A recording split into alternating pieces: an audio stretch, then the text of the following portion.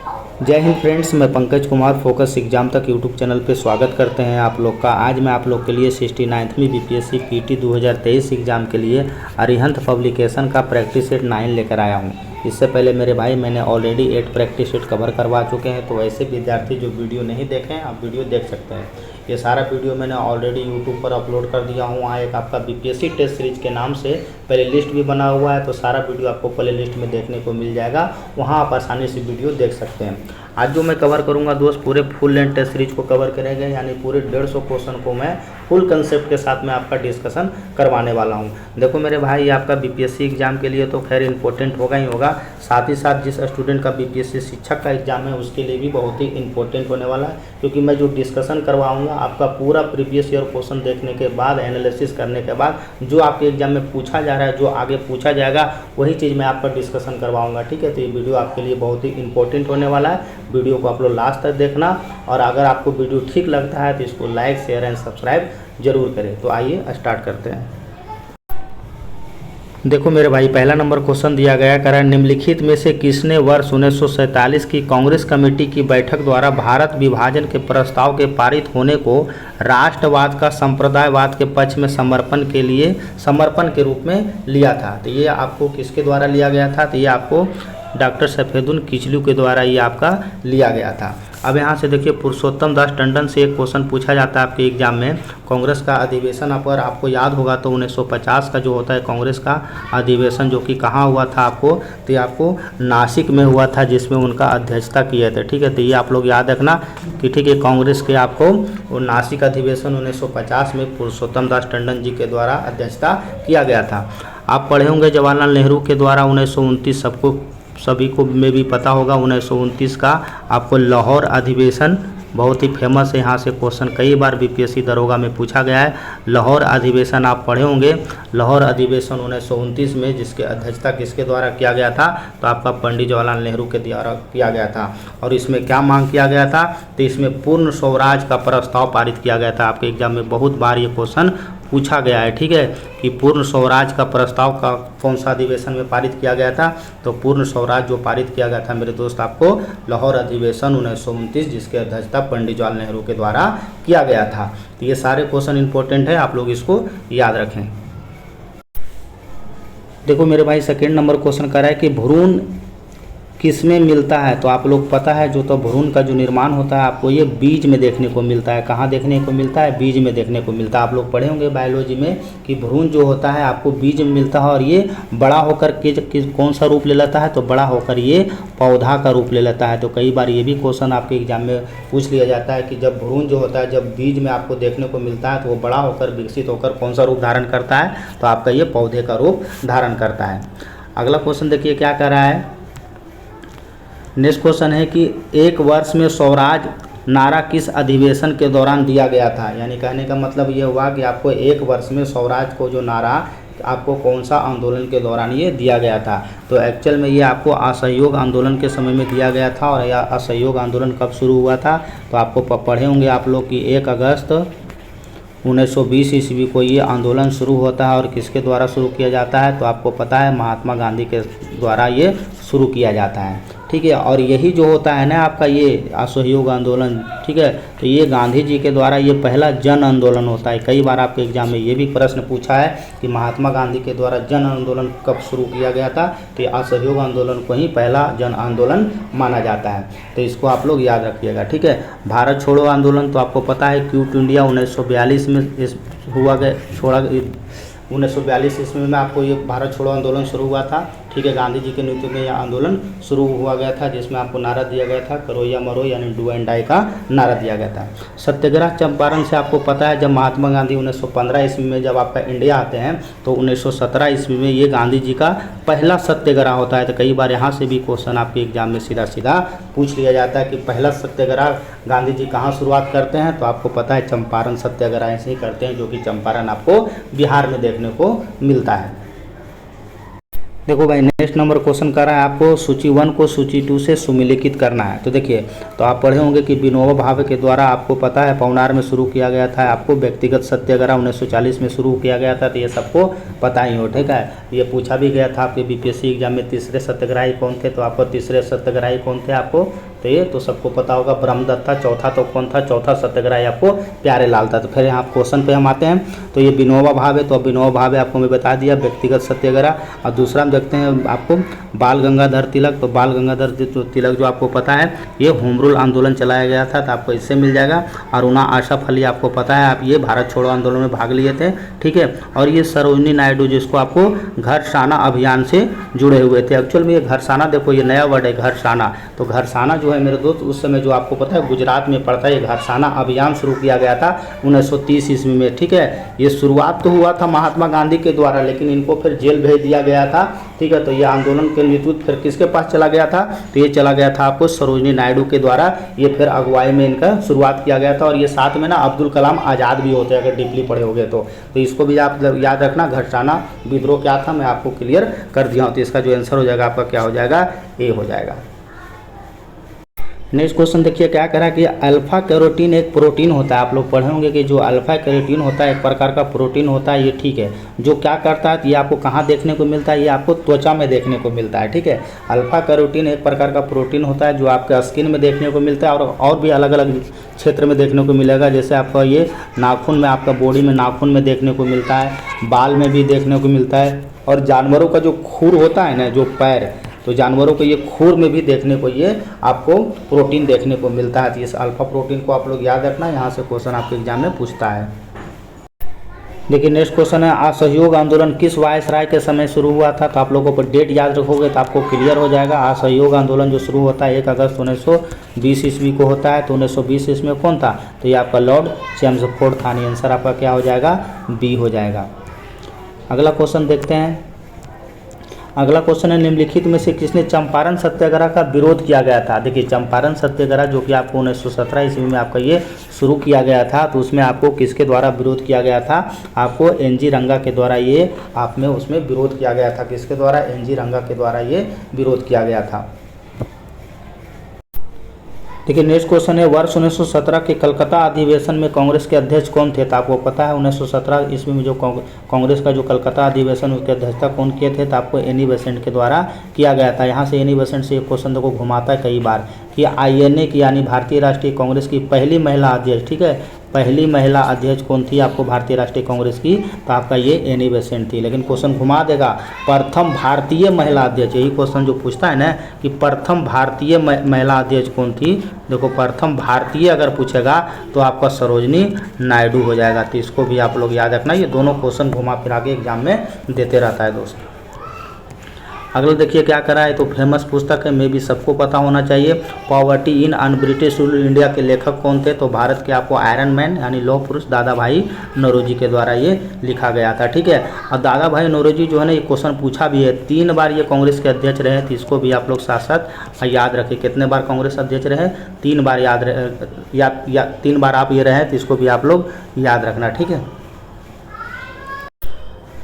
Next question देखते हैं अनुशीलन समिति क्या है। तो कितना बार आप लोग पढ़े होंगे कि अनुशीलन समिति जो होता है क्या होता है, ये आपका क्रांतिकारी संगठन होता है। तो यहाँ से भी क्वेश्चन कई बार आपके एग्जाम में पूछ लिया जाता है। इनसे जुड़े हुए जो भी नेता होंगे ना सारा का नाम पूछ लिया जाता है। एक्चुअल में ये बंगाल के क्षेत्र में ये शुरू किया गया था, तो इसका सारा आप लोग नाम याद रखना। अगला क्वेश्चन देखते हैं। देखिए ये भी क्वेश्चन है, अच्छा है। कह रहा है कि भारत पर आक्रमण करने वाले किस ईरानी शासक को ईरान का नेपोलियन कहा जाता है। तो ये तो इम्पोर्टेंट है, कितना बार आपके एग्जाम में क्वेश्चन पूछा गया। तो भारत का नेपोलियन यानी किसको कहा जाता है, ईरान का नेपोलियन। ईरान का नेपोलियन किसको कहा जाता है, तो आप लोग पढ़े होंगे ईरान का नेपोलियन आपको नादिर शाह को बोला जाता है, ठीक है।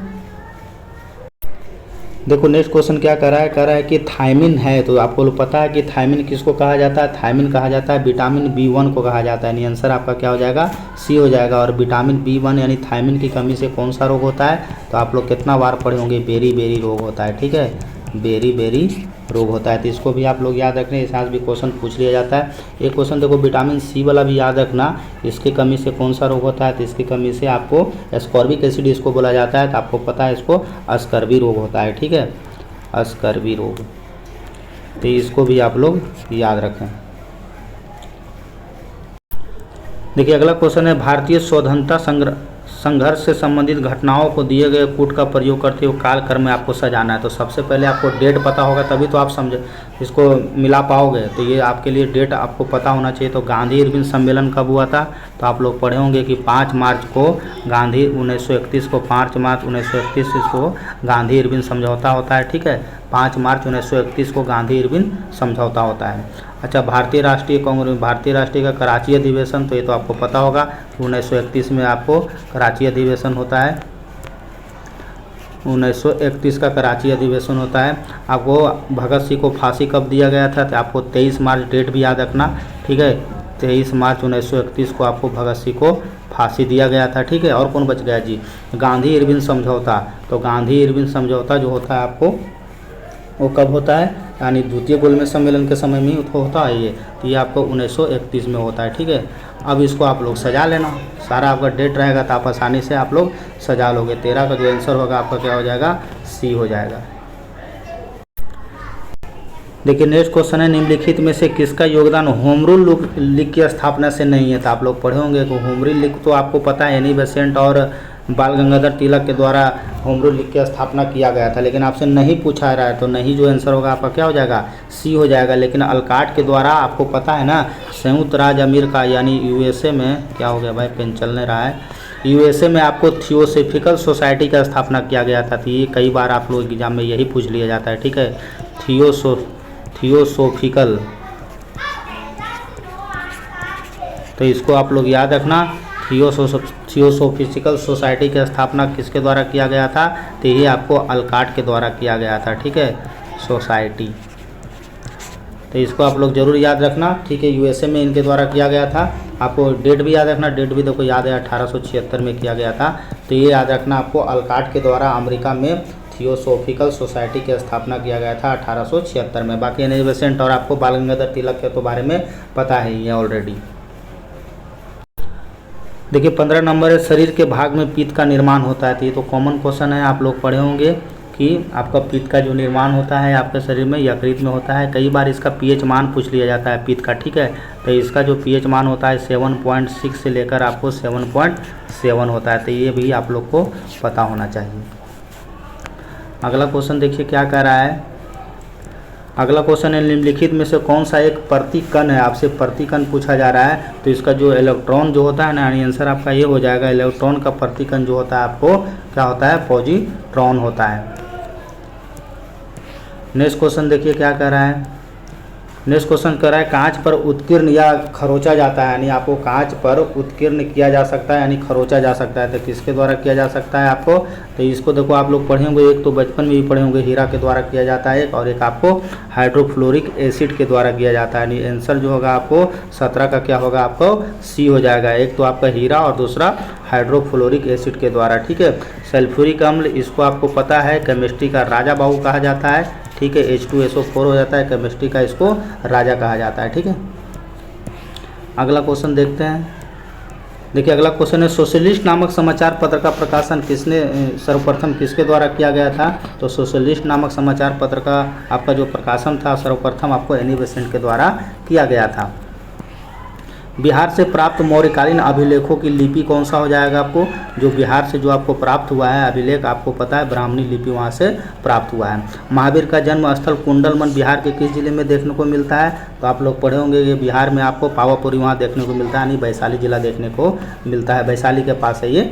ठीक है, तो ये जैन धर्म का उनको रियल फाउंडर भी बोला जाता है। कई बार ये क्वेश्चन आपके एग्जाम में पूछा जाता है। ठीक है, कि आपको जैन धर्म का वास्तविक संस्थापक किसको कहा जाता है? तो ये आपको वर्धमान महावीर को बोला जाता है। इसको आप लोग जरूर याद रखें। देखो अगला क्वेश्चन है, वह पहला मुगल शासक कौन था जिसके अभिलेख आपको बिहार में मिले हैं? तो यह अकबर का जो अभिलेख है ना मेरे दोस्त, आपको ये बिहार में देखने को मिलेगा। ठीक है, हुमायूं मत मर्दाना, ये आप में सोचना कि चौसा के युद्ध में हुमायूं आपको लड़ा था शेरशाह सूरी से, तो वहाँ एविडेंस मिला होगा, ऐसा कुछ नहीं है। ठीक है, आंसर आपका क्या हो जाएगा? सी हो जाएगा। वर्ष 1670 से 71 में भीषण अकाल की चर्चा किस अंग्रेज यात्री ने किया था? देखो बिहार में जो उस समय भीषण अकाल पड़ा था 1670-71 में आपको, तो उसमें भीषण अकाल की चर्चा किसके द्वारा किया गया है? तो आपका ये जॉन मार्शल के द्वारा किया गया। अब यहाँ से देखो 2 क्वेश्चन आपके एग्जाम में बार बार पूछा जाता है। रॉल्फ फिन जो था आपका ये अकबर के शासनकाल में आया था, ठीक है, बहुत बार इसको दरोगा बीपीएससी पूछा है, ठीक है। तो किसके समय में आया था ये? तो ये अकबर के समय में आया था। और आपका जो ये पीटर मुंडी है ये आपको शाहजहाँ के समय में आया था। किसके समय में? तो ये शाहजहाँ के समय में आया था। और शाहजहाँ के स्थापत्य कला का स्वर्ण काल कहा जाता है, क्योंकि इसके समय में आपको पता है बहुत सारा महल किला बनाया गया था। यही कारण है कि शाहजहाँ के काल को स्थापत्य कला का स्वर्ण काल कहा जाता है। देखिए नेक्स्ट क्वेश्चन कर रहा है कि उस क्षेत्र की पहचान कीजिए जहाँ संथालों ने 1855-56 इसमें अपनी सरकार की घोषणा किया था। तो ये आपको भागलपुर के क्षेत्र में देखने को मिलता है। बिहार से प्राप्त पहला द्विभाषी अभिलेख किस मध्यकालीन शासक के समय में देखने को मिलता है? तो आप लोगों को पता होगा सूर्यवंश के जो संस्थापक होता है आपको किसके द्वारा, यानी शेरशाह सूरी के द्वारा ये देखने को मिलता है, जिसका मकबरा आपको पता है सासाराम में देखने को मिलता है। बहुत ही योग्य शासक होता है शेरशाह सूरी। मात्र 4 साल के कार्यकाल में इतना ज़्यादा लॉ एंड ऑर्डर हो गया, प्लस प्रशासनिक सुधार हो गया, बहुत चीज़ों के लिए ये फेमस है, ठीक है। तो इसको हम बताएंगे कभी, वैसे बताए होंगे, यहाँ तो सारा चीज़ हमको कवर करना है। ये देखिए अगला क्वेश्चन है, बिहार स्टूडेंट कॉन्फ्रेंस की स्थापना किसके द्वारा किया गया था? मैं देखो पहले बता चुका हूँ, इस पुस्तक में आपका सॉल्यूशन नहीं दिया गया है, कोई खरीद मत लेना, ठीक है, गलती से भी। हाँ क्वेश्चन अच्छा है, इसमें कोई डाउट नहीं है, लेकिन इसमें सॉल्यूशन नहीं दिया गया है। सॉल्यूशन मैं खुद आप करवा देता हूँ, ठीक है। तो ये आपको बिहार स्टूडेंट कॉन्फ्रेंस की जो स्थापना किया गया था, तो आपको 1906 में किया गया था। और किसके द्वारा करवाया गया था? तो आपको पता है बिहार का देश रत्न उनको कहा जाता है, यानी राजेंद्र बाबू, ठीक है, राजेंद्र प्रसाद के द्वारा ये करवाया गया था आपको बिहार स्टूडेंट कॉन्फ्रेंस की स्थापना, ठीक है। तो इसको भी आप लोग याद रखना। देखिए नेक्स्ट क्वेश्चन कह रहा है कि निम्नलिखित कथनों पर विचार कीजिए तथा कूट की सहायता से सही उत्तर का चुनाव करें। महाराष्ट्र देश में सबसे नगरीकृत राज्य है, एकदम बिल्कुल सही है। नगरीय वृद्धि में तटीय क्षेत्र में कंक्रीट के जंगल में बदल रहे हैं, अच्छा चलो इसको भी देखते हैं। आपको मुंबई से अहमदाबाद के बीच देश के सबसे बड़े बृहद नगर का निर्माण हो रहा है। महाराष्ट्र में नगरीय मलिन वस्तुओं को तेज़ी से विस्तार हो रहा है। तो इसका जो आंसर होगा मेरे दोस्त आपका ये सी हो जाएगा। 2 और 3 4 स्टेटमेंट आपका सही, यानी ये तीनों सही है, आपका ये गलत है, ठीक है। देखिए अगला क्वेश्चन क्या कर रहा है कि विश्व की सबसे लंबी नदी, तो लंबी नदी जो है मेरे दोस्त आप लोग पढ़े होंगे नील नदी है, ठीक है। इसका हम ट्रिक भी दिए हैं कि लंबी जो होगा आपका 2 अक्षर का होता है, ठीक है। लंबी 2 चौड़ी 4, ठीक है, चौड़ी 4 यानी 4 अक्षर का कौन होता है? तो अमेजन होता है। तो विश्व की सबसे लंबी नदी आपका हो गया नील नदी है, ठीक है। और आपको चौड़ी आपका अमेजन नदी। तो लंबी 2 चौड़ी 4 याद रखो, भूलोगे नहीं। अगला क्वेश्चन देखिए, वायुमंडल में आपको सर्वाधिक मात्रा में गैस देखने को मिलता है। तो आप लोग पढ़े होंगे, इसमें नाइट्रोजन मिलता है, 78% आपको देखने को मिलता है। एस्क्विमो कहाँ का खाना बदोश शिकारी है? तो एस्क्विमो जो है आपको ग्रीनलैंड के क्षेत्र में आपको ये देखने को मिलता है।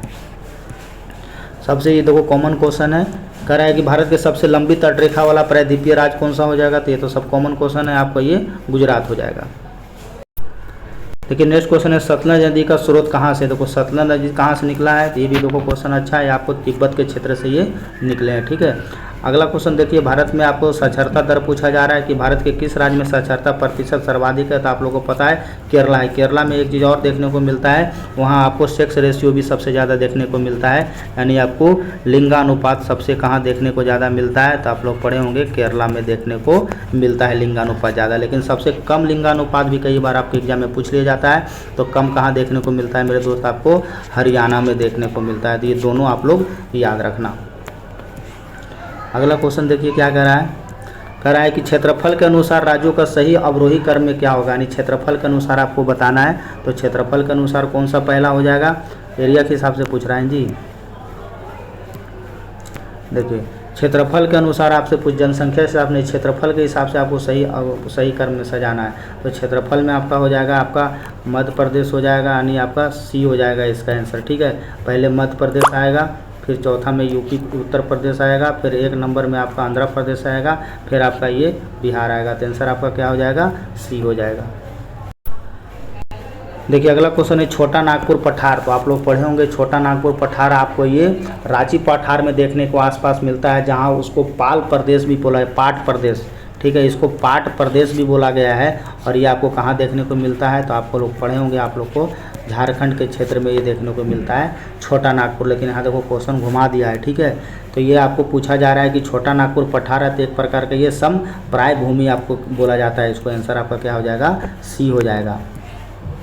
ये भी क्वेश्चन देखो एसएससी का प्रीवियस ईयर का क्वेश्चन है। भारत के चावल के कटोरे के क्षेत्र के नाम से जाना जाता है। तो भारत के चावल के कटोरे के क्षेत्र के नाम में किसे जाना जाता है, तो आपका ये पढ़े होंगे कृष्णा गोदावरी डेल्टा क्षेत्र को माना जाता है। जहाँ पे आप लोग पढ़े होंगे कि यहाँ पे जलोढ़ मिट्टी का निर्माण सबसे ज़्यादा होता है।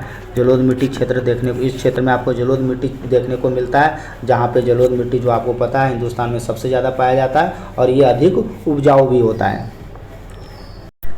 देखिए अगला क्वेश्चन, रिंग ऑफ फायर, ये भी एसएससी का प्रीवियस ईयर क्वेश्चन है दोस्त। रिंग ऑफ फायर कहाँ देखने को मिलता है, तो रिंग ऑफ फायर आपको जो देखने को मिलेगा, आपको ये तीनों जगह, ज्वालामुखी में भी है, भूकंप में भी और प्रशांत महासागर में भी।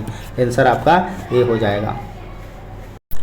देखिए नेक्स्ट क्वेश्चन कर रहा है कि निम्नलिखित कथनों पर विचार कीजिए। हम्बोल्ट एक शीत जलधारा है, ठीक है। ब्राज़ील धारा एक गर्म महासागरीय धारा है, ये भी तो सही है आपका। कनारी ठंडी जलधारा है जो उत्तरी अंटार्कटिक में सागर में स्थित है, ये भी सही है। यानी इसका जो आंसर होगा क्या हो जाएगा आपका, सी हो जाएगा। अगला क्वेश्चन देखते हैं। अगला क्वेश्चन कर रहा है कि भारत में मत्स्य उत्पादन का महत्वपूर्ण क्षेत्र है। तो ये मत्स्य जो उत्पादन क्षेत्र जो आपको देखने को मिलेगा, ये अपलत में देखने को मिलता है सर्वाधिक मात्रा में। देखिए नेक्स्ट क्वेश्चन पूछा जा रहा है कि भैंसा सिंगी नामक जनजाति किस राज्य में देखने को मिलता है। तो ये भैंसा सिंगी जो जनजाति आपको नागालैंड में देखने को मिलता है। नागालैंड से क्वेश्चन पूछा जाता है। नागालैंड का जो ऑफिशियल लैंग्वेज है मेरे दोस्त, आपका उसका जो ऑफिशियल लैंग्वेज है, आपका इंग्लिश जो होता है उसका ऑफिशियल लैंग्वेज है। तो कई बार ये भी इंपॉर्टेंट क्वेश्चन है, पूछ लेता है आपके एग्जाम में। देखिए नेक्स्ट क्वेश्चन है, ब्लू मून परिघटना है, बहुत चर्चा में रहा था ये क्वेश्चन भाई, और बहुत इंपॉर्टेंट क्वेश्चन भी है, ठीक है। जो ब्लू मून की जो घटनाएं होता है ना मेरे दोस्त, ये आपको 2 महीना पे आपको देखने को मिलता है, जब एक ही माह में 2 पूर्णिमा होती है, ठीक है। तो आंसर जो होगा क्या हो जाएगा इसका, आपका ये हो जाएगा, ठीक है। जब एक ही माह में ये आपको 2 पूर्णिमा होता है, तब ये आपको ब्लू मून देखने को मिलता है। एक देखो सुपर मून होता है, ठीक है, देखो सुपर मून होता है। तो सुपर मून में एक्चुअली में होता है ना क्या है, ये भी एक प्रकार का खगोलीय घटना है। जब ये पृथ्वी जो होता है, जब चंद्रमा जो होता है पृथ्वी के करीब में आ जाता है ना, तब ये आपको सुपर मून देखने को मिलता है। एक होता है ब्लड मून, तीनों मून पूछता है आपके एग्जाम में, ठीक है। ब्लड मून, तो एक ब्लड मून जो होता है आपको, ये चंद्रमा के दौरान क्या होता है, काला पड़ जाता है और ये लाल दिखाई, बिल्कुल लाल आपको दिखाई पड़ेगा। तो ये तीनों मून आपके लिए इंपॉर्टेंट है, आपके एग्जाम में क्वेश्चन घुमा फिरा के पूछते रहता है। अगला क्वेश्चन देखिए, निम्नलिखित में से कौन सा एक यातायात संकुलित नगरों में भूरी वायु बनने में समर्थक होता है। तो इसमें तो आपको पता है नाइट्रोजन डाइऑक्साइड हो जाएगा। आंसर आपका क्या हो जाएगा, बी हो जाएगा। बिहार में G20 आयोजन को लेकर मार्च 2023 में हुई बैठक के लिए किस विभाग को नोडल एजेंसी बनाया गया था।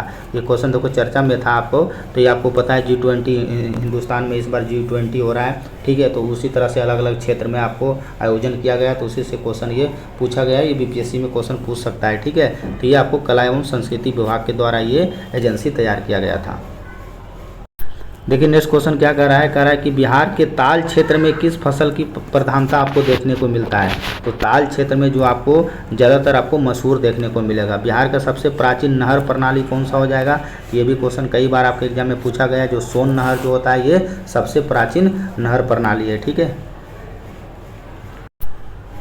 देखिए नेक्स्ट क्वेश्चन है, बिहार के किस जिले में गांधी जी पर थीम पार्क का निर्माण किया गया। हाँ देखिए, जब बहुत ही भी क्वेश्चन चर्चा में था, जब गांधी जी के द्वारा गांधी जी पर आपको थीम पार्क का उद्घाटन किया गया था, तो बिहार में तो आपको कहाँ किया गया था, जहाँ पे आपको पता है ना सब वो शुरू किया गया था आपको चंपारण सत्याग्रह, यानी आपको पश्चिमी चंपारण में किया गया था। यानी बिहार के किस जिले में गांधी जी पर थीम पार्क का निर्माण किया गया है, तो आपका ये पश्चिमी चंपारण में।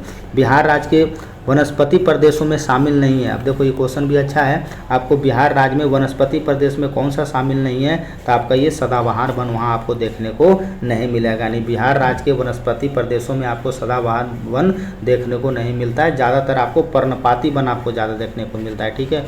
कौन सा वन ज़्यादा देखने को मिलता है, तो ये पर्णपाती वन आपको ज़्यादा देखने को मिलता है। देखिए अगला क्वेश्चन क्या कर रहा है, कह रहा है क्षेत्रफल की दृष्टि से बिहार का भारत में कौन सा स्थान है। तो आप लोग पढ़े होंगे 13वां स्थान पे, लेकिन जनसंख्या घनत्व में सबसे टॉप पे है, ठीक है। जनसंख्या घनत्व में क्या है आपका टॉप पे है, तो इसको भी आप लोग याद रखना। 48 नंबर क्वेश्चन देखिए, बिहार में सर्वाधिक वर्षा कहाँ के मानसून से प्राप्त होती है? तो बिहार में जो सर्वाधिक वर्षा होता है, आप लोग पढ़े होंगे, बंगाल में आपका बंगाल की खाड़ी है, वहीं से तो आपका बारिश होता है बिहार में। बिहार का तराई प्रदेश विस्तृत है, जो बिहार का जो तराई क्षेत्र है आपको, वो कहाँ आपको विस्तृत देखने को मिलता है? तो भारत नेपाल की सीमा के समानांतर के क्षेत्र में आपको देखने को मिलता है। देखिए अगला क्वेश्चन है, बिहार के पटना एवं गया नगर में उन्यास यानी इम्प्रूवमेंट ट्रस्ट का गठन कब किया गया था? आपको ये उन्यास का यानी कहने का मतलब हुआ कि इम्प्रूवमेंट ट्रस्ट का गठन कब किया गया था। ये भी देखो क्वेश्चन नया देखने को मिला है, ठीक है।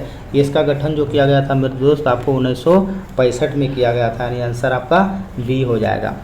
अब देखिए नेक्स्ट यहाँ से मैथ दे दिया गया है, मैथ तो आप लोग बना ही लोगे। चलो देखते हैं क्या करा है कि 68 मीटर लंबाई, देखो 68 मीटर लंबाई, आपका लंबाई दिया गया है 68 मीटर दिया गया है, और चौड़ाई आपका 51 मीटर दिया गया है, ठीक है। तो एक हॉल को फर्श पर आरक्षित कर दिया गया है, तो कम से कम कितने वर्गाकार टाइलों की संख्या इसमें लगेगा? ठीक तो है, आप लोग इसको तो इजी तरीके से निकाल लेना। टोटल टाइलों की संख्या अगर निकालना है तो आपको देखो, अगर टोटल आपको टाइल निकालना है तो इसमें क्या करोगे, आपको का पूरे फर्श का एरिया निकाल लेना, यानी दोनों को गुना कर लोगे, ठीक है। तो फर्श का एरिया आपको ऐसी रहने दो, यानी 68 गुने 51 कर लेना इधर, ठीक है। और इसका पता है आपको क्या करना पड़ेगा, यानी एक टाइल की संख्या से इसको भागा दे दो, तो एक टाइल निकालने के लिए क्या करोगे, आपका ये दोनों को 68 और 51 का एचसीएफ ले लेना, उससे आपका निकल जाएगा, यानी 17 आ जाएगा इसका एचसीएफ, काट देना इसका 17 चौके 64, ठीक है। तो जो भी आपका गुना करके आएगा उसका आप लोग कर लेना, 17 चौका 68, इसका रुक जाओ, इसका जो आपका एचसीएफ कितना आ जाएगा जी, मासा इसका कितना आएगा, हाँ इसका जो एचसीएफ निकालोगे 17 आएगा ना, तो यहाँ एक 17 और आपको लिखना पड़ेगा ना। हाँ तो 17 तिया आपका ये 51 हो गया, यानी 4 तिया आपका 12 हो गया, तो ये आपका आंसर क्या हो जाएगा, 12 हो जाएगा, यानी आंसर आपका बी हो जाएगा, ठीक है। देखिए 55 नंबर क्वेश्चन, 52 नंबर क्वेश्चन क्या कर रहा है, आपका रीजनिंग है, तो इसको भी आप लोग बनाना, देखो कितना का डिफरेंस है, आप लोग इसको कर लेना। सी के बाद ये सी और सी के बाद 4 नंबर, यानी आपको 4 +1 आपको इसमें बढ़ रहा है, ठीक है। उसी प्रकार से आपको देखो ये सब 5 और F को कर लेना, ये भी +1 बढ़ रहा है, तो इसी प्रकार से अगला सीरीज आप लोग ढूंढ लेना, ठीक है। तो इसका जो आंसर होगा आपको क्या हो जाएगा, सी हो जाएगा जी, 9 हो जाएगा। अगला क्वेश्चन देखिए क्या कर रहा है, अगला क्वेश्चन कर रहा है श्रृंखला आपका 201, 208, 215 दिए गए पदों के अनुरूप कितने पद हो गए। ये तो आप लोग पढ़े होंगे 10th क्लास में, आपको पढ़े होंगे केसी सिन्हा में, जब हम लोग पढ़े थे तब तक याद है। उसमें अरिथमेटिक प्रोग्रेशन एक चैप्टर होता है जी, उसी से ये क्वेश्चन फ्रेम कर दिया गया। देखो पहला पद आपका ऑलरेडी दिया हुआ ये 201, ठीक है, और आपका दूसरा पद 208, तो ये कॉमन डिफरेंस निकाल लो ना भाई, कॉमन डिफरेंस निकाल लो, यानी 208 में से आपका 201 घटा लो, ठीक है। तो 201 208 में तो यानी 7 आपका एक कॉमन डिफरेंस आपका कितना आ गया, 7 आपका कॉमन डिफरेंस आ गया।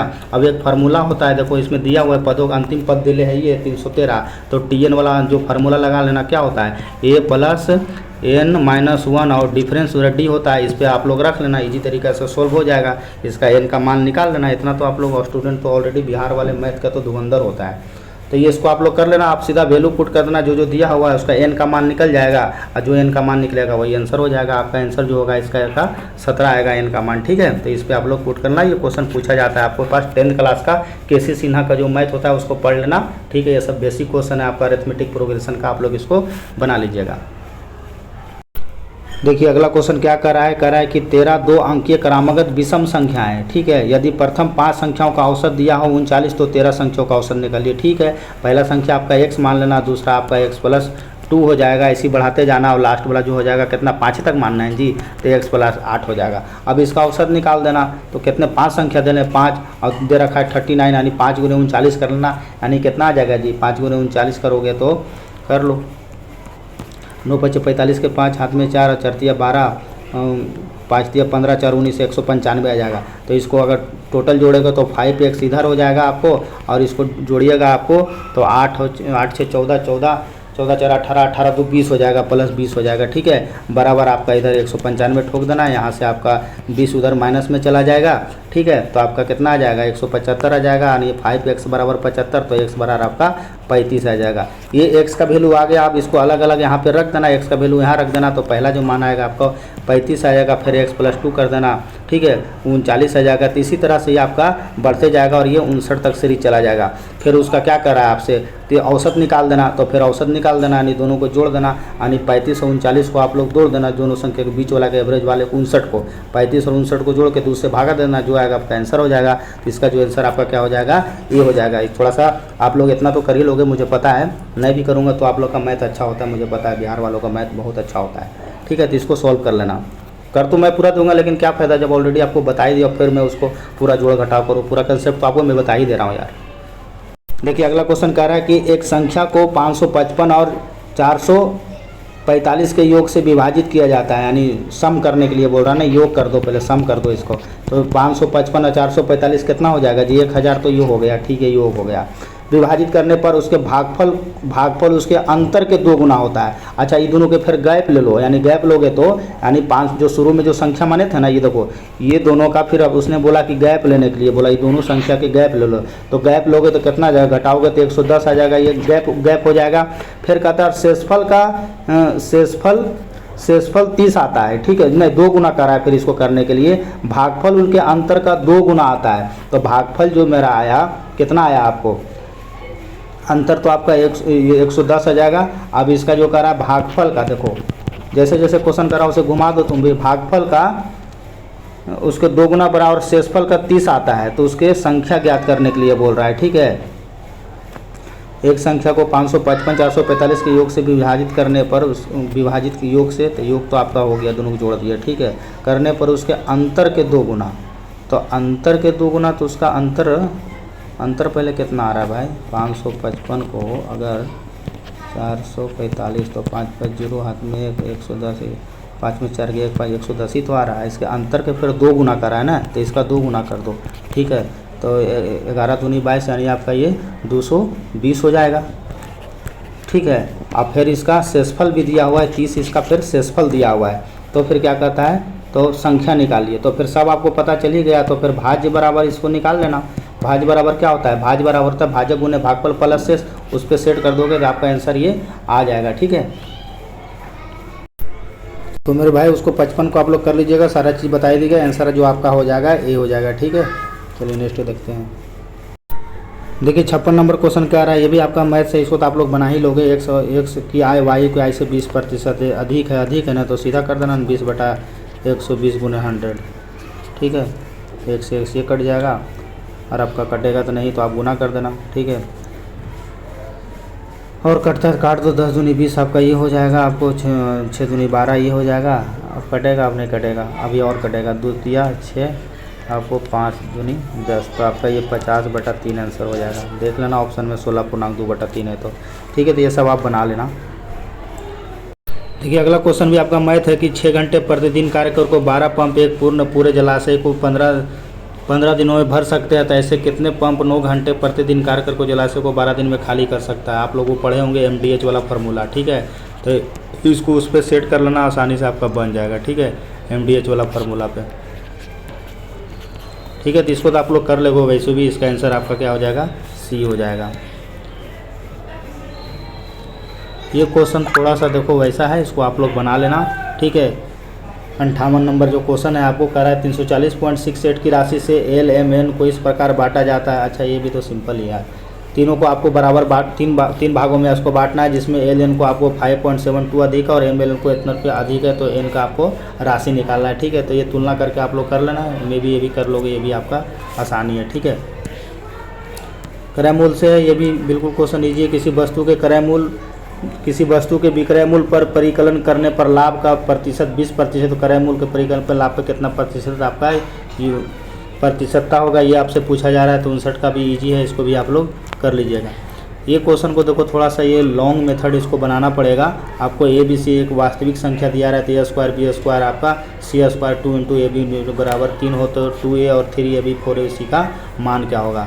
ये थोड़ा सा कैलकुलेटिव होगा, लेकिन आप लोग इसको कर लीजिएगा, इसका आंसर जो आपका C हो जाएगा। ठीक है, अगला देखिए क्या कर रहा है क्वेश्चन, कह रहा है कि रदरफोर्ड का अल्फा कण परिकिरण प्रयोग किसके खोज के लिए उत्तरदायी थे? तो आप लोग पढ़े होंगे किसके लिए किया गया था? तो ये परमाणु के केंद्रक के लिए किया गया था। ठीक है, जो भी अल्फा कण का जो परिकिरण जो परमाणु का जो होता है ना, आपको सेंट्रल के लिए होता है ना, उसका केंद्र परमाणु केंद्र के लिए ही तो उत्तरदायित्व होता है, जिसमें आप लोगों को पता है केंद्र में क्या होता है, पॉजिटिव पाया जाता है, और संपूर्ण जो होता है उसका दरमियान जो होता है न्यूक्लियस पे डिपेंड करता है, यानी आपका इस पर नाभिक पे डिपेंड करता है। तो पहला का आंसर जो होगा आपका क्या हो जाएगा?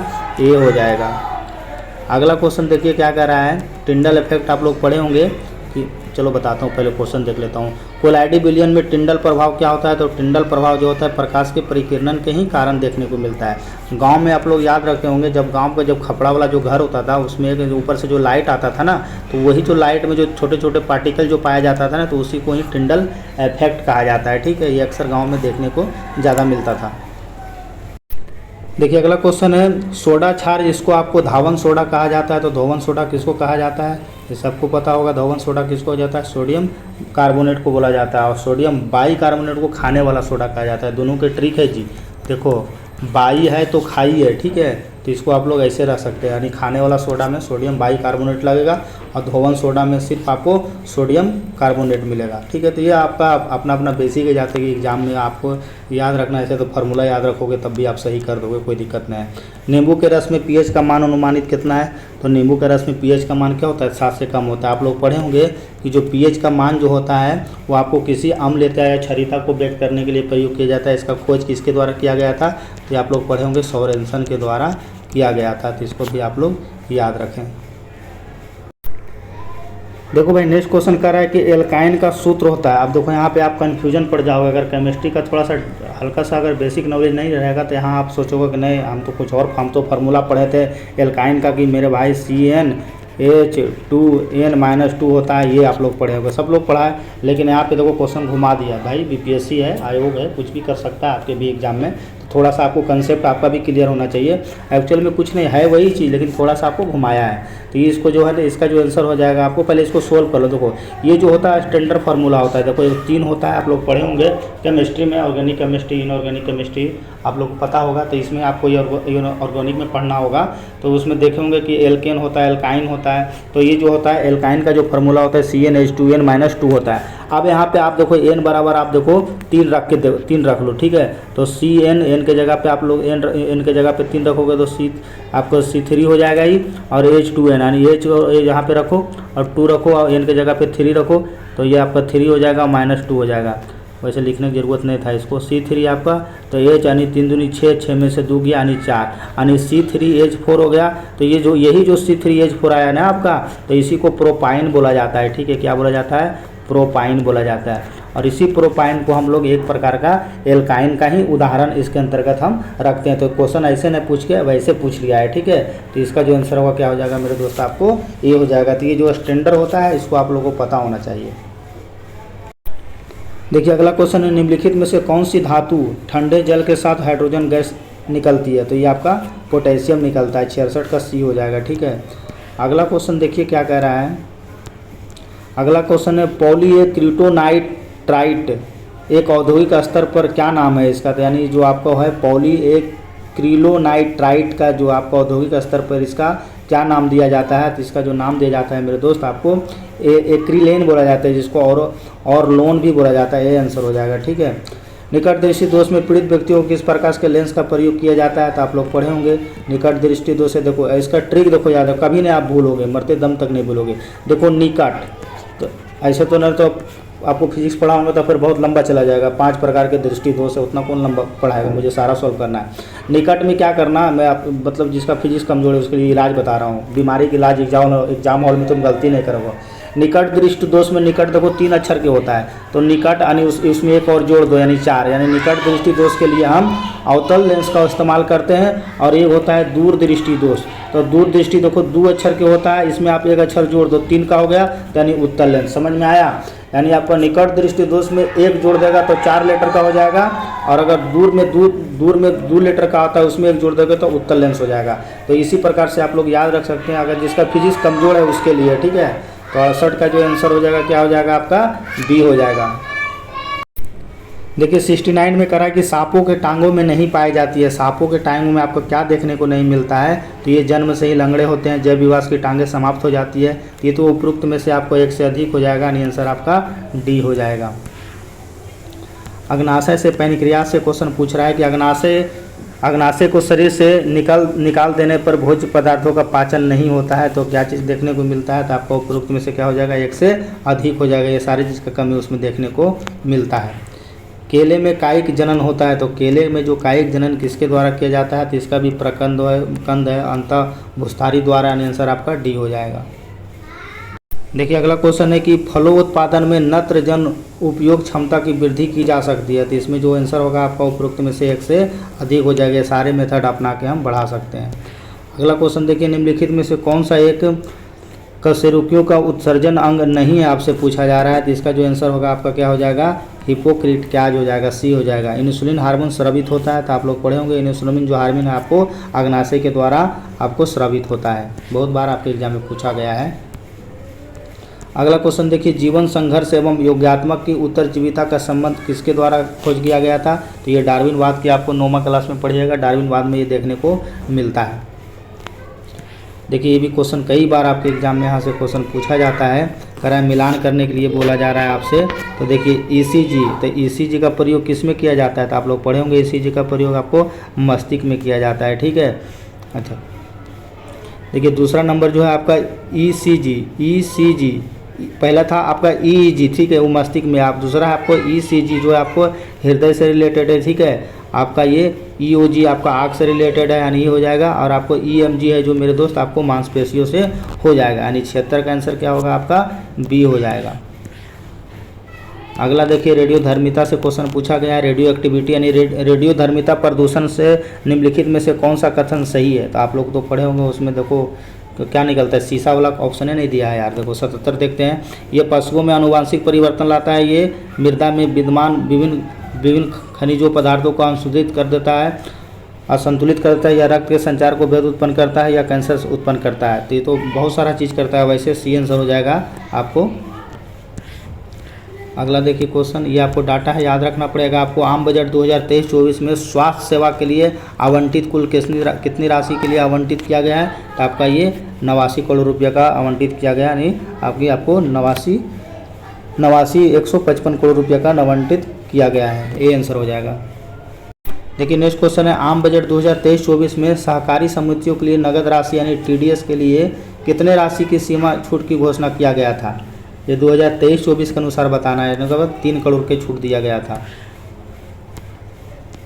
देखिए नेक्स्ट क्वेश्चन है, आम बजट 2023-24 के अनुसार मनरेगा कैंप फंड के अन्य स्रोतों के बीच में अभिसरण के माध्यम से समुद्र तट के किनारे साल्ट पैन लैट्स मैनग्रोव वृक्षारोपण के लिए मिष्टी अभियान की शुरुआत की घोषणा किया गया था। तो मिष्टी का तात्पर्य mangrove initiative for shoreline habitats and tangible है, या मतलब आपका इसका सीधे फुल फॉर्म पूछ दिया है जी, ठीक है। तो 80 का जो होगा आपका इनकम हो जाएगा, आई से आपका इनकम हो जाएगा, ठीक है।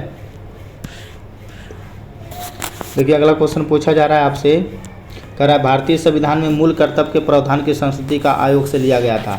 तो आप लोग पता होगा भारतीय संविधान जो होता है आपको ये स्वर्ण समिति की सिफारिश पे लिया गया था। और मूल कर्तव्य आपको कहाँ से लिया गया है, कौन देश से, तो आप लोग पढ़े हैं मूल कर्तव्य आपसे रूस से लिया गया है। आपात उपबंध की घोषणा अनुच्छेद किसमें आपको निहित देखने को मिलता है, आपात उपबंध जो आर्टिकल है आपको ए में देखने को मिलेगा 352 से 360 में। लोकसभा का पहला मध्य विधि चुनाव कब हुआ था, तो लोकसभा का जो चुनाव हुआ था आपको कब हुआ था, तो इसका आंसर आपको क्या हो जाएगा, उपरोक्त में से कोई नहीं होगा, ठीक है। 1951-52 में हुआ था जी, मे भी 1951-52 में हुआ था, एक बार इसको आप लोग देख लेना। राज्यसभा को भंग करने का अधिकार किसके पास होता है, ऐसा क्वेश्चन कहाँ से आ गया। राज्यसभा भंग नहीं होता है यार, आंसर इसका अच्छा दिया तो है, किसी को नहीं, ठीक है। ये राज्यसभा एक अस्थायी सदन है, ये भंग नहीं होता है, ठीक है। अच्छा अगला क्वेश्चन देखिए क्या कर रहा है, भारतीय संविधान के किस अनुच्छेद के द्वारा संसद के संयुक्त अधिवेशन का चर्चा। हाँ, संयुक्त अधिवेशन कई बार आपके एग्जाम में पूछा गया है। संयुक्त अधिवेशन आपको 108 से रिलेटेड है, ठीक है। 42वां संविधान संशोधन जिसको मिनी कॉन्स्टिट्यूशन कहा जाता है, नहीं छोटा संविधान कहा जाता है, 1976 में भारतीय संविधान का एक नया अध्याय जोड़ा गया था। तो कौन सा अध्याय जोड़ा गया था, तो आप लोग पता है मौलिक कर्तव्य जोड़ा गया था। देखिए अगला क्वेश्चन है 16वीं लोकसभा में प्रत्येक राज्य के लिए स्थानों का आवंटित किया गया था, तो ये कौन सा आपको जनगणना के अनुसार किया गया था, तो आपका ये सी हो जाएगा। ठीक है। आपका संविधान की 8वीं अनुसूची में सम्मिलित भाषाओं में हिंदी को कौन सी भाषा को सर्वाधिक बोली जाती है, तो आप लोगों को पता होगा सबसे ज़्यादा भाषा आपको बंगाली देखने को मिलता है 8वीं अनुसूची में सम्मिलित भाषाओं के अनुसार। ठीक है। देखिए नेक्स्ट क्वेश्चन है भारत का पहला लिथियम सेल विनिर्माण संयंत्र भारत के किस राज्य में शुरू किया गया है, तो ये कब किया गया था आपको, इससे पहले लगता है क्वेश्चन छोटा है, 88 नंबर क्वेश्चन हो गया है क्या, एक सेकंड देखना। हाँ देखो ये क्वेश्चन छोटा हुआ है ना, आपका 88 हो गया, 89 नहीं हुआ है। हाँ देखो 89 नंबर क्वेश्चन है भारत में चलित न्यायालय किसका मानस पुत्र था। देखिए भारत में चलित न्यायालय किसका मानस पुत्र था, तो ये आपका आंसर जो हो जाएगा तो यह डॉक्टर APJ अब्दुल कलाम हो जाएगा। ठीक है। भारतीय संविधान की प्रस्तावना से निम्नलिखित में से कौन सा आपको सही सुमेलित है। ठीक है। तो इसको आपको सही सुमेलित करना है प्रस्तावना से रिगार्डिंग कि पहले कौन कौन सा आएगा, तो इसका जो आंसर हो जाएगा मेरे दोस्त क्या हो जाएगा, आपको सी हो जाएगा, सार्वभौमिक सत्ता संपन्न समाजवादी धर्मनिरपेक्ष जनवादी और गणतंत्र। देखिए अगला क्वेश्चन है किसी राज्य में विधान परिषद की संरचना अथवा विघटन किया जा सकता है, किस मेथड के द्वारा किया जा सकता है, तो इसको संसद आपको कर सकता है। विकेंद्रीकरण प्रणाली की सिफारिश किसके द्वारा किया गया था, देखिए ये भी क्वेश्चन बहुत अच्छा है, कह रहा है विकेंद्रीकरण प्रणाली की सिफारिश किसके द्वारा किया गया था, तो ये किया गया था मेरे दोस्त आपको बलवंत राय मेहता समिति के द्वारा किया गया था, यानी बलवंत राय के द्वारा। एक देश अपनी मुद्रा के अवमूल्यन का सहारा लेता है, तो ये आपको व्यापार संतुलन बनाने के लिए लेता है। लेकिन नेक्स्ट क्वेश्चन है भारत का पहला लिथियम सेल विनिर्माण संयंत्र भारत के किस राज्य में शुरू किया गया है, तो आपका ये आंध्र प्रदेश में शुरू किया। अभी लिथियम के भंडार तो आपको पता है कश्मीर में भी देखने को मिला है बहुत ज़्यादा जी। ठीक है। लिथियम के भंडार करंट टाइम में। अगला क्वेश्चन देखिए बिहार आर्थिक सर्वेक्षण 2022-23 के अनुसार बिहार में सड़कों का घनत्व प्रति 1000 वर्ग किलोमीटर भौगोलिक क्षेत्र में कितना है, जो कि केरल तथा पश्चिम बंगाल के बाद देश में आपको सर्वाधिक देखने को मिलता है। देखो नीतीश के शासनकाल में आपको नीतीश कुमार के शासनकाल में रोड बहुत ज़्यादा बना है भारत ये आपको बिहार में। ठीक है। तो आंसर आपका ए हो जाएगा। अगला जो है भारत में कृषि वस्तुओं के संबंध में न्यूनतम समर्थन मूल्य या प्रापणन मूल्य आदि से संबंधित कौन सा आयोग है, तो ये आपका कृषि लागत और मूल्य आयोग हो जाएगा। लेकिन नेक्स्ट क्वेश्चन निम्नलिखित में से कौन सी विधि गुणात्मक नियंत्रण की परिधि में नहीं आता है, तो ये आपको कौन सा आंसर हो जाएगा, आपका ये खुले बाजार की क्रियाएं जो है आपको नहीं देखने को मिलता है। एक दो क्वेश्चन चलो कॉमन है, ये भारत में राष्ट्रीय आय की गणना निम्नलिखित में से किसके द्वारा किया जाता है, ये तो आप सब पढ़े होंगे, राष्ट्रीय सांख्यिकी कार्यक्रम के द्वारा आयोजित किया जाता है। अगला है कि बजट 2023-24 के अनुसार बिहार के कुल कितने जिलों को मेडिकल कॉलेज और हॉस्पिटल खोलने के लिए उपबंध किया गया है, तो आपका आंसर बी हो जाएगा, 99 हो जाएगा। ठीक है। 9 हो जाएगा। देखिए अगला क्वेश्चन क्या कर रहा है कि बिहार बजट 2023-24 के संदर्भ में निम्नलिखित कथनों पर विचार कीजिए। जमुई जिलों में सिकंदरा को कुंड घाट परियोजना के लिए ठीक है आपको इतना राशि करोड़ आवंटन किया गया है, इसका जो आंसर सी होगा जी। बरौनी में LPG बॉटलिंग प्लांट की स्थापना के लिए आपका इतना करोड़ रुपया लागत किया गया है, 550 करोड़ रुपया। अच्छा आपका आंसर देखो इस टाइप से दिया गया है, यानी तीनों हो जाएगा, इसका आंसर जो होगा ना आपका ये सी हो जाएगा। देखिए नेक्स्ट क्वेश्चन कह रहा है कि पत्रकार सम्मान योजना की शुरुआत किस राज्य के द्वारा किया गया था, तो ये आपको पता है बिहार के राज्य के द्वारा किया गया है पत्रकार सम्मान योजना। बिहार के किन 2 शहरों का चयन राष्ट्रीय शहरी नवीन मिशन के अंतर्गत किया गया है, ये जो किया गया है पटना और बोधगया को किया गया है। देखिए बिहार सरकार द्वारा आरंभ की गई सिविल सेवा प्रोत्साहन योजना के अंतर्गत अनुसूचित जाति और अनुसूचित जनजाति छात्र को संघ लोक सेवा आयोग यानी UPSC के लिए कि आयोग की प्रारंभिक वृद्धि करने पर कितने राशि दिया जाएगा। देखो ये भी क्वेश्चन अच्छा है। UPSC का अगर एग्ज़ाम आप पास करते हैं तो आपको 1 लाख रुपया मिलता है। ठीक है। लेकिन अगर आप BPSC पास करते हैं तो आपको 50,000 रुपया मिलता है। ये दोनों क्वेश्चन आपके एग्जाम में पूछ लेता है। ठीक है। दोनों याद रखना। देखिए क्वेश्चन क्या है, भारत रत्न सम्मानित प्रथम व्यक्ति, तो सबको पता है भारत रत्न सबसे पहले श्री राजगोपालाचार्य को दिया गया था। पादप कोशिका जंतु कोशिका में किस प्रकार से भिन्न होता है, तो ये आपको पता है कोशिका भित्ति के कारण दोनों में डिफरेंस देखने को मिलता है। ये देखिए भारत में संवैधानिक प्राधिकरण है, ये आपसे पूछा गया है कि निम्नलिखित में से कौन सा भारत का संवैधानिक प्रावधान है। तो आंसर जो हो जाएगा आपको 1, 2, 3 हो जाएगा। नहीं आपका निर्वाचन आयोग, वित्त आयोग और आपका ये राज्य लोक सेवा आयोग, ये आपको राज्य महिला आयोग आपको संवैधानिक प्राधिकरण के अंतर्गत नहीं आता है। अगला क्वेश्चन देखिए, निम्नलिखित में से किस राज्य में अनुसूचित जाति के लोगों की संख्या सबसे ज़्यादा देखने को मिलता है। तो आपको उत्तर प्रदेश में सबसे ज़्यादा देखने को मिलता है। ठीक है,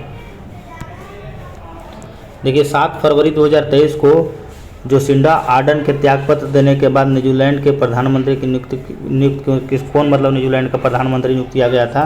तो इसका जो आंसर हो जाएगा कौन हो जाएगा, हिपकिंस हो गया था। ठीक है, आंसर में भी ये भी चेंज हो गया था, एक बार इसको भी आप लोग देख लेना करंट में क्या है। ठीक है, ये में भी शायद मुझे लगता है या फिर वही होगा, कंफर्म नहीं हूँ मैं, लेकिन आंसर आपका ये हो जाएगा। निम्नलिखित में से कौन सा बिहार के पहले उप प्रधानमंत्री बने थे। तो बिहार के पहले उप प्रधानमंत्री आपको बाबू जगजीवन राम बने थे।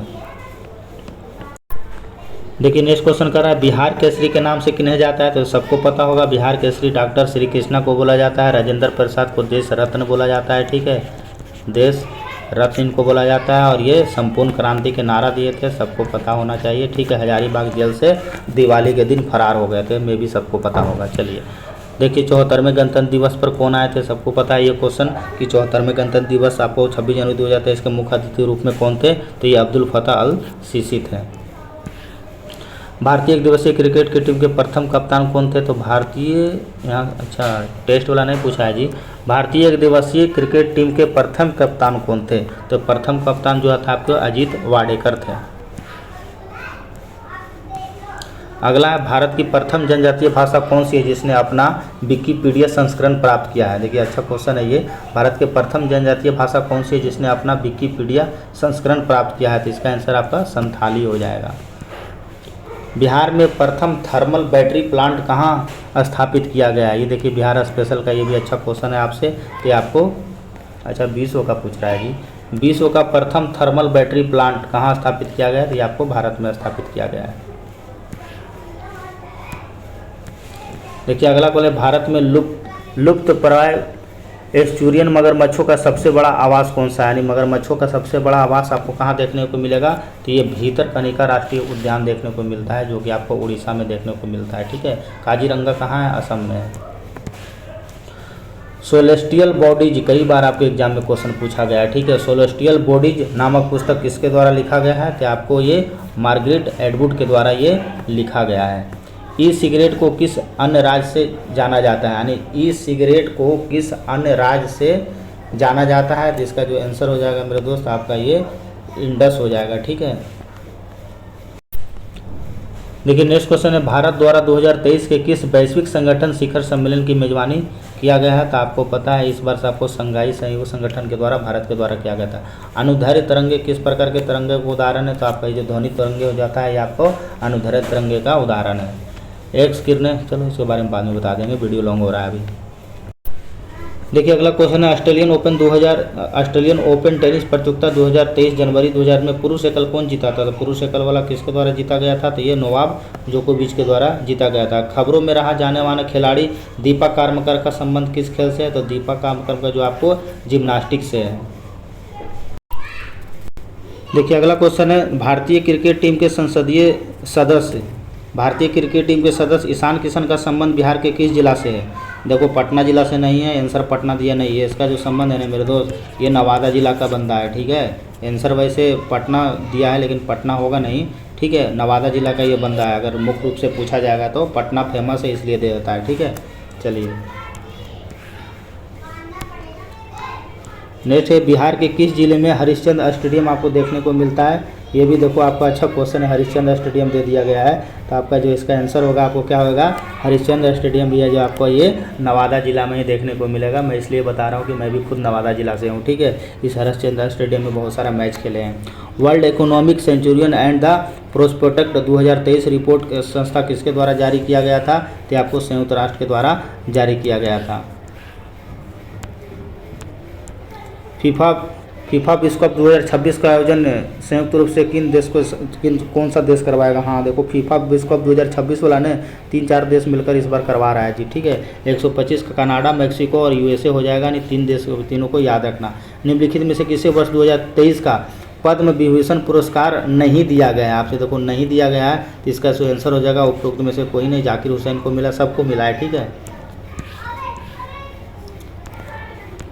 देखिए नेक्स्ट, निम्नलिखित में से बिहार के किस व्यक्ति को वर्ष 2023 में पद्मश्री यानी पद्मश्री अवार्ड से दिया गया है? तो किसको दिया गया था? इसमें तो आपको सुभद्रा कुमारी, कपिल देव प्रसाद, आनंद कुमार, सबको मिला था जी। उपरोक्त में आंसर 1 से अधिक हो जाएगा। तटीय स्वच्छता अभियान को बढ़ावा देने के लिए किस नई वेबसाइट की शुरुआत किया गया है? तो ये आपको स्वच्छ सागर का शुरुआत किया गया है। देखिए नेक्स्ट क्वेश्चन है, संघाई सहयोग संगठन 2023 के संबंध में कौन सा कथन पर विचार कीजिए जो आपको सही कथन पे? भारत 2023 में एशियो शिखर सम्मेलन की मेजबानी कर रहा है, ठीक है। एशियाई 2001 में इसका स्थापना हुआ। एशियो में आपको 9 देश शामिल है और भारत एवं पाकिस्तान 2017 से एशियो के पूर्ण सदस्य बने हुए हैं। तो इसका जो आंसर होगा बिल्कुल सारा सही हो जाएगा। नेक्स्ट देखिए, 6 फरवरी 2023 को किन 2 देशों के समवर्ती देश 7.8 तीव्रता से भूकंप से जान माल की अधिक क्षति पाया देखने को मिला था? अभी हाल फिलहाल आपको पता है कितना तेज आपका वहाँ भूकंप आया था तुर्की में, जो कि वहाँ पे बुरा हाल हो गया था, ठीक है।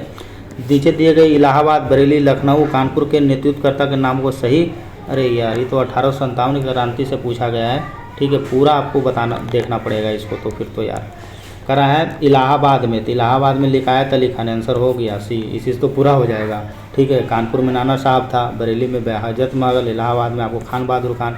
131 का क्या हो जाएगा आपको? सी हो जाएगा। एक पकड़ लोगे तो सारा आपका काम हो जाएगा। अगला क्वेश्चन है, आपको मैथिली भाषा मिथिलांचल अथवा तिरहुत क्षेत्र में बोली जाने वाली मिथिला का क्षेत्र विविधता एवं सांस्कृतिक विरासत में महत्वपूर्ण स्थल माना जाता है। इस क्षेत्र में मैथिली कोई महत्वपूर्ण साहित्यकार रहते हैं जिन्होंने अपनी कविता के माध्यम से मैथिली साहित्य को ऊंचाइयों पर पहुंचा। तो उस साहित्यकार का आपको नाम बताना है, ठीक है। तो 132 का तो आप लोग पता है, विद्यापति सबसे फेमस है। इसका 2 पुस्तक है यार, कौन कौन, तो लता है, देखो नाम नहीं याद है, फता लता कुछ लता करके है, कृति लता और कृति, ऐसे कृति लता भी है वो है, ऐसी करके दूसरा नाम भी है, मुझे याद नहीं आ रहा है। कृति लता, हाँ कृति लता, कृति पटाखा, ये 2 पुस्तक है जो आपको विद्यापति के द्वारा लिखा गया है। कृति लता और कृति पटाखा दोनों याद रखना। अगला क्वेश्चन देखिए, देखते हैं 133 नंबर क्वेश्चन क्या कर रहा है। करा निम्नलिखित में से कौन सा सही सुमेलित नहीं है? पारिस्थितिकी विज्ञान केंद्र बेंगलोर में सही है, भारतीय वन प्राणी संस्थान देहरादून सही है, और भारतीय वन प्रबंधन संस्थान कोलकाता में नहीं है दोस्त। ये आपको प्रबंधन है तो भोपाल है, और खाली अगर वन है तब जाके देहरादून है, ठीक है। तो ऐसे में कन्फ्यूजन मत हो जाना। चलिए अगला क्वेश्चन देखिए, आर्टिकल से पूछा गया निम्नलिखित में से कौन सा आपका सुमेलित है? ये पूछा जा रहा अनुच्छेद 371 आपको नागालैंड से रिलेटेड है, बिल्कुल सही है। देखिए नेक्स्ट क्वेश्चन है, ऐसा उपकरण जो रासायनिक ऊर्जा को आपको विद्युत ऊर्जा एवं सौर सेल में आपको परिवर्तित कर देता है, तो कौन करेगा? बैटरी करेगा।